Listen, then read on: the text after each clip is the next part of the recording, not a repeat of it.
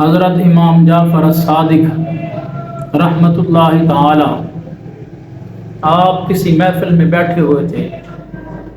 تو آپ نے لوگوں سے سوال کیا کہ جیسے انسان مرتے ہیں ایسے ہی پرندے بھی مرتے ہیں، جانور بھی مرتے ہیں، چوپائے بھی مرتے ہیں،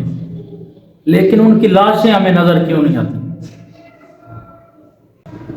لوگ حیران ہوئے کہ بڑا عجیب سوال ہے، اور یہ حقیقت ہے کہ کتنے جانور مرتے ہیں، چوپائے مرتے ہیں، پرندے مرتے ہیں، لیکن جب وہ مرتے ہیں تو ہمیں ان کے مردہ جسم نظر نہیں آتے،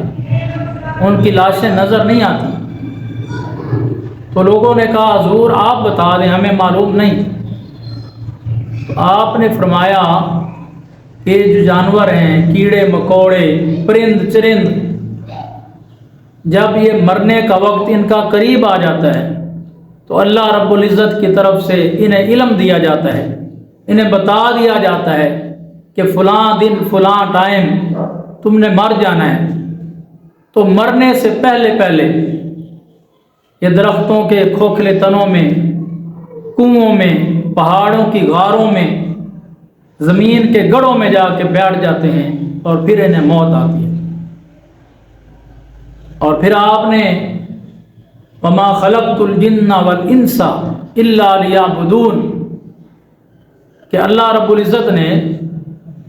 انسان کو اور جنوں کو اپنی عبادت کے لیے پیدا فرمایا۔ کہ آپ نے پھر یہ آیت مبارکہ تلاوت کی اور پڑھی اور بتایا کہ پورا نظام انسان کے لیے اللہ نے بنایا ہے، کہ اتنے جانور ہیں، اتنے پرندے ہیں، اتنے کیڑے مکوڑے ہیں، اگر وہ ان کی لاشیں، ان کے مردہ جسم میں نظر آنے شروع ہو جائیں تو زمین میں کوئی جگہ ایسی نہ رہے کہ جہاں ان کی لاشیں نہ ہوں۔ تو یہ اللہ نے انسان کے لیے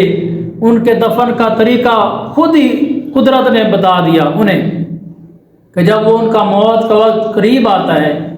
تو وہ پہاڑوں کی غاروں میں، کنووں میں، درختوں کے کھوکھلے تنوں میں،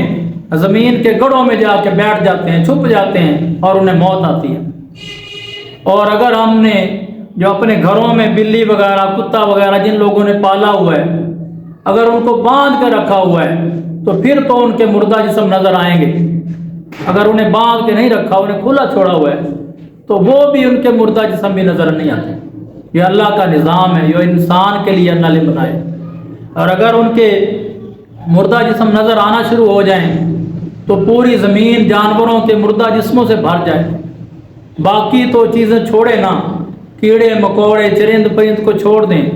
صرف پرندوں کی آپ تعداد کا اندازہ لگائیں تو ایک محتاط اندازے کے مطابق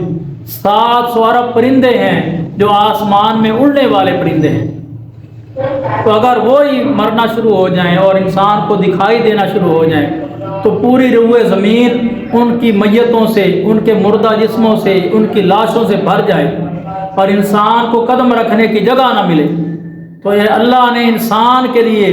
اسباب بنائے ہیں کہ ان کے دلوں میں، ان کے ذہنوں میں اللہ رب العزت یہ پیدا فرما دیتا ہے، ڈال دیتا ہے کہ فلاں وقت تمہاری موت ہو جائے گی، تم نے مرنا ہے تو تم کسی جگہ پہ چھپ جاؤ، کسی غار میں چلے جاؤ، کسی کنویں میں چلے جاؤ، زمین کے گڑھوں میں چلے جاؤ، تاکہ میرے انسانوں کو تکلیف نہ ہو۔ اگر یہ مردہ جسم اسی طرح زمین کے اوپر نظر آئیں تو انسان کی بیماریوں کے سبب ہیں، انسان اس سے بیمار ہو سکتا ہے، اور انسان کی طبیعت بھی خراب ہو سکتی ہے کہ مردہ پڑا ہوا ہے۔ ایک جانور بھی مردہ ہو تو انسان کو بدبو آتی ہے، تو اس سے اس کی طبیعت کیفیت بدل جاتی ہے۔ تو اس لیے اللہ رب العزت نے انسان کے لیے سارے نظام بنائے، اور انسان کو اللہ پاک نے اپنی عبادت کے لیے بنایا کہ انسان صرف میری عبادت کرے، میرے آگے سجدہ کرے، میرے آگے جھکے۔